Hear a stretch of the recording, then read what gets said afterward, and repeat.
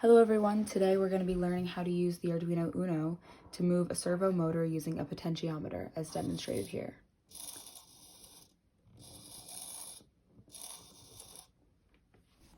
Let's get started. For this project, you're going to need an Arduino Uno, a breadboard, a potentiometer, a servo motor, and a handful of jumper wires. We're going to start by connecting the servo motor to both the Arduino Uno and the breadboard. We're going to take one jumper wire and connect the farmost pin, in my case the yellow cord, to the 9 slot of the Arduino Uno. We're then going to take 2 more cords to connect the red or positive end of the servo motor and the black or negative end of the servo motor to the breadboard. We'll plug the red cord into the positive end of the power rail and the black cord into the negative or ground end of the power rail. Your circuit should now look like this. Next, we're going to complete the circuit. We'll do this by taking another red jumper cord to connect the positive end to the 5-volt slot of the Arduino Uno. We're then going to take another jumper wire to connect the ground or negative end of the power rail to the ground slot of the Arduino Uno. By now, your circuit should look like this.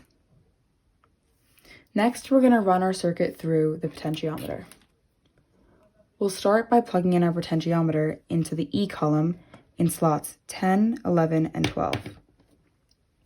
In order to run the circuit through the potentiometer, we need to connect one end, the 10 end, to the negative power rail, and the 12 end to the positive side of the power rail.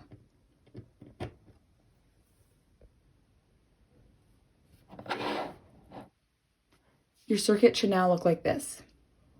Finally, in order to be able to control the servo motor with a potentiometer, we need to plug one more cord into the 11 row and the A0 slot of Arduino Uno. Your final circuit should look something like this. Let's move on to coding. We're going to use the Arduino IDE to do our coding and upload it to the circuit we made. We'll start by including the servo library and creating a servo object called servo1. Then, in the setup portion of our code, we need to say which pin the servo is attached to. In our case, pin 9.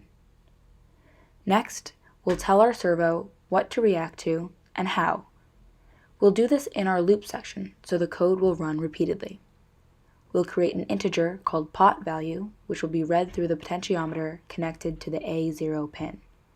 We'll then use the map function, which changes one range of values, in this case 0 to 1023 for the potentiometer, to another range of values, 0 to 180 for the servo motor.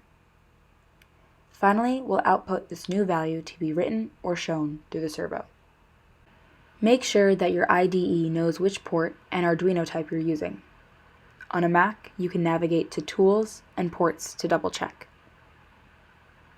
Finally, we're going to compile the sketch to make sure we coded everything correctly, and then we'll run it to see our circuit in action.